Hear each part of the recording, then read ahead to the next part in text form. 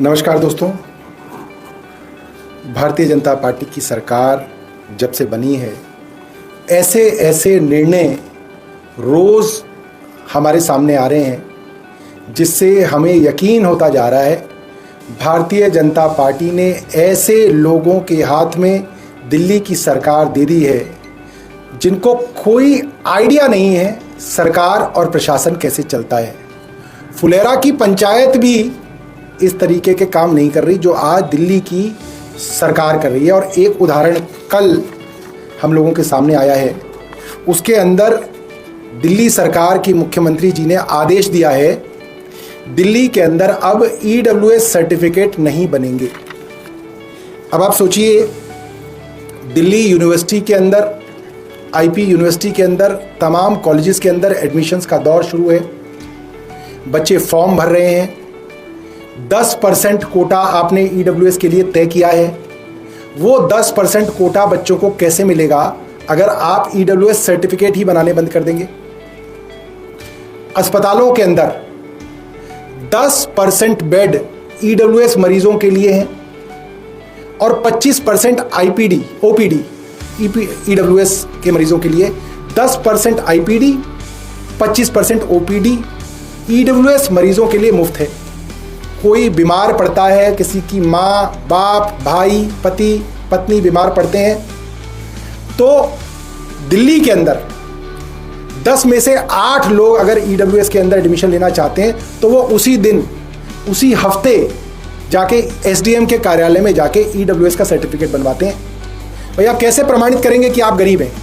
आप कैसे प्रमाणित करेंगे कि आपकी सालाना आय क्या है?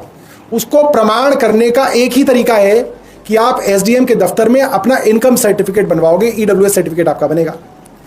अब आप सोचिए कि अगर कोई बीमार होगा तो उसका EWS के बेड पे कैसे दाखिला होगा, क्योंकि EWS सर्टिफिकेट बनाने आपने बंद कर दिए। जिन बच्चों के EWS के अभी एडमिशन स्कूलों में होने हैं, कई बार यह होता है कि आपने EWS का सर्टिफिकेट अप्लाई कर दिया, मिला नहीं होता। कई बार आप कह देते हैं कि आप EWS है मगर सर्टिफिकेट लिया नहीं होता, ये सोच के कि जब एडमिशन कराने जाएंगे तो EWS सर्टिफिकेट निकलवा लेंगे।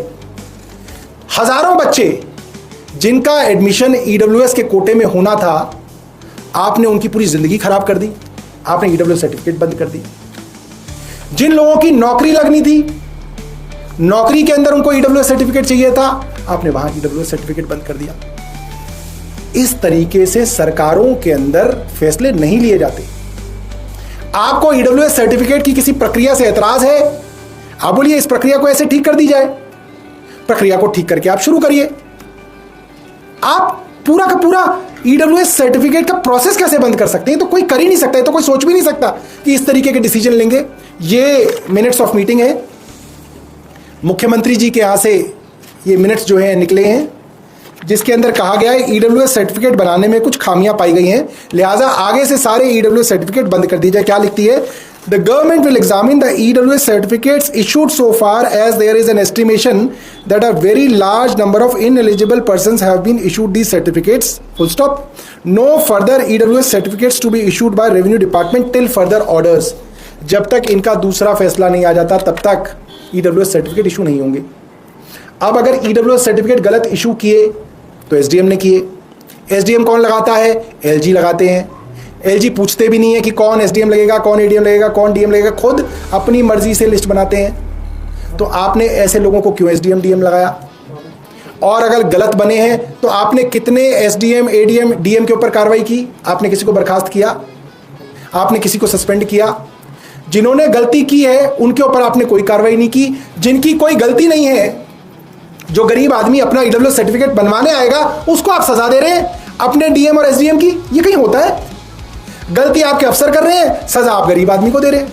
ये सरकार पूरी तरीके से गरीब विरोधी सरकार है। प्राइवेट स्कूलों को फायदा पहुंचाने के लिए काम किया गया है। ना EWS सर्टिफिकेट बनेगा, ना गरीब आदमी प्राइवेट स्कूल के अंदर अपनी फ्री की सीट लेगा। प्राइवेट अस्पतालों को फायदा दिया जा रहा है।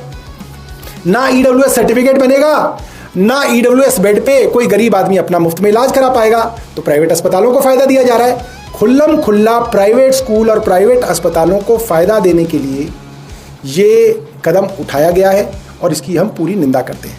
आपके पास कोई प्रश्न है तो आप पूछ सकते हैं। इसमें क्या कारण क्या बताया? देखिए, इसके अंदर कारण बताया है कि कई सारे ऐसे लोगों के सर्टिफिकेट बन गए जो एलिजिबल नहीं थे। तो किसने बनाए? इनके डीएम ने, इनके एडीएम ने, इनके एसडीएम ने, जिनको ये लगाते हैं। कितने एसडीएम, एडीएम, डीएम के ऊपर इन्होंने जो है एक्शन लिया? किसको सस्पेंड किया? किसी को नहीं किया।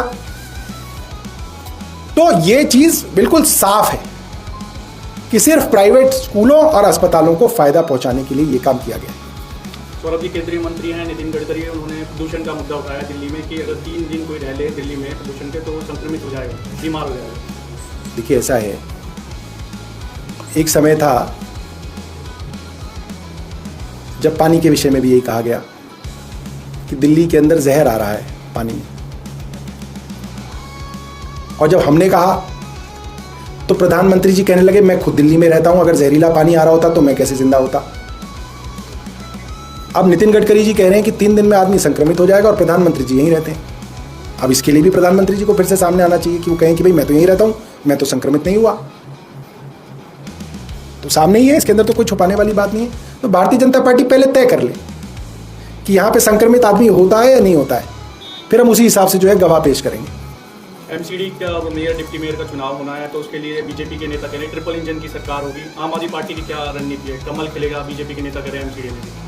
देखिए, मुझे ऐसा लगता है कि डबल इंजन की सरकार के जितने सपने दिल्ली को दिखाए थे वो अब सब सामने आ गए। जब से डबल इंजन की सरकार बनी है, दिल्ली में 4-4 घंटे बिजली जा रही है। 1 अप्रैल से प्राइवेट स्कूलों ने 20% से लेकर 85% तक फीस बढ़ा दी है। डीपीएस जैसे स्कूलों में बच्चों को लाइब्रेरी में बंधक बना के रखा जा रहा है, कोई सुनने वाला नहीं है।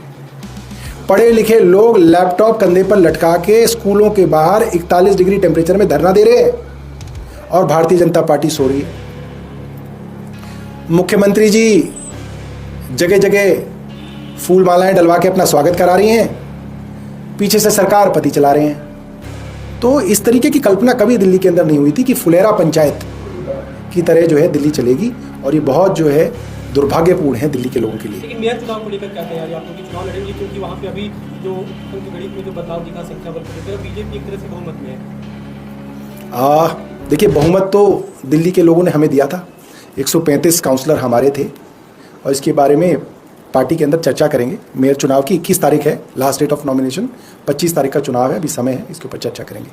रॉबर्ट वाड्रा को एक बार फिर से ईडी का समन गया है, आज वो गए भी हैं पूछताछ के लिए। अब मेरे को तो बिल्कुल आइडिया नहीं, इतना ही पता है मुझे कि हमारे लोग जाते थे तो रात को 9 बजे आते थे, वो तो आ गए वापस। हम तो 8 बजे 9 बजे पूछते ही रहते थे कि भाई क्या हुआ, आएंगे नहीं आएंगे, अरेस्ट हो जाएंगे नहीं हो जाएंगे, वो आ गए वापस वहाँ से पूछताछ से।